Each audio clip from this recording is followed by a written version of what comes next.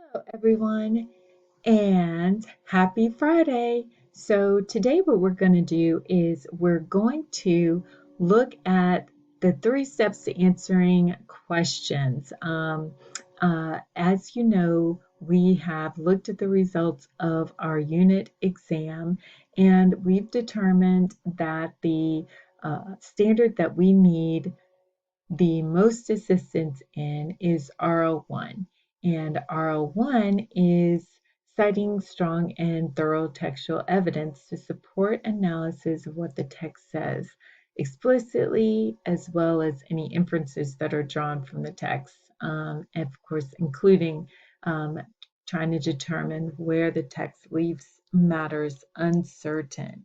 So, with that, we're going to look at a couple of our methods for answering questions. So first of all, if you have multiple choice, which we did on our unit test, you want to preview the questions. By reading the questions, you will have a better idea of the kind of information you should be searching for in your reading. You want to disprove wrong answers. So you want to eliminate answers that you know are incorrect. Think about why the answer is incorrect so that you can discover the correct answer in that lineup. Third, you want to prove the correct answer.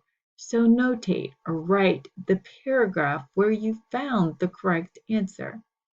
Now, if you have reading comprehension questions, you definitely want to go about using RACE, the acronym that means restate the question, which means paraphrase that question in your own words, answer the question, cite the textual evidence that supports your answer, and then explain how your textual evidence supports your answer. So we're going to use an example from Beowulf. I've already kind of gone ahead before you and answered the question, but here, let's look at this. So when we look here at Beowulf, we're going to look at this question here. So it says, note the description in lines 23 through 29 of supernatural creatures that are again and again defeated. What universal theme might these lines suggest? Well, first of all, we know we're going to be looking at these lines. So that's our first little note. We want to break the question apart. So we know we have to look here, and we're looking in these lines, and it's going to tell us about supernatural creatures that are again and again. So we know we're going to be looking for the terms again and again, defeated. So we're looking for that quote, and we're looking for what universal theme might these lines suggest. So the question may be, what is a universal theme? Well, a universal theme is, we know theme is life lessons, right? So a universal theme may be, what is it out of life that becomes universe, encompasses the whole universe? So these may be include timeless values such as courage, honor. Universal themes encompass universal ideas such as good and evil or life and death. So we know that we want to be looking for maybe something that encompasses those universal ideas, okay, or those timeless values. So here, when we look at those lines, it starts here with the Almighty. The Almighty drove those demons out. Well, who's the Almighty? Generally, we believe that the Almighty is talking about God. He's the one that's always referenced as the Almighty. And then we see drove those demons out. So now we know, we almost have a idea because it talks about Abel's death as well. And we remember the story, the biblical story and text of Cain and Abel, the two brothers, where Cain killed his brother Abel.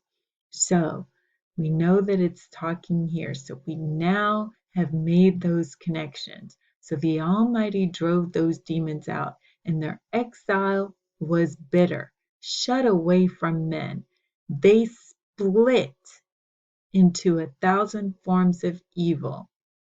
Who split? Those demons. They split into 1,000 forms of evil, which included spirits and fiends, goblins, monsters, giants, and abroad forever opposing the Lord's will, and again defeated. So this is a brood that forever opposed the Lord's will, and because they're always in opposition to the Lord's will, then they are again and again defeated. So, what can we learn from this? Well, they're always going to be defeated, and it looks like because of they're against God's will. And so we see the universal theme of good versus evil, and good always conquering and defeating evil. Why? Because at the hand of God it has been set in place. So we look back here now and we can say, the universal theme in Beowulf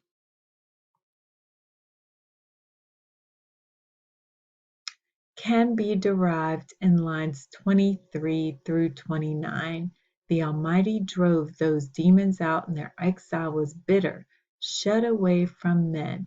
They split into 1,000 forms of evil spirits and fiends, goblins, monsters, giants, and I put ellipses here because that lets us know, I don't really want to keep typing all of this. I want to include what's necessary, and that will point us right back to the question. So I've so I'm getting rid of the rest of this until we get into again and again defeated. Okay, so then this means that it is that good has already, that theme is that good has already defeated and overcome evil by the power of God. This is evident because it shows how God has shut out the demons, and because they are always in opposition to God's will, they will and have been defeated by Him repeatedly and into eternity.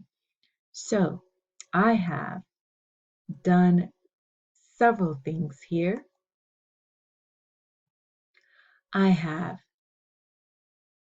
discussed the theme, but I've noted the description, I've cited the information or the evidence from the text.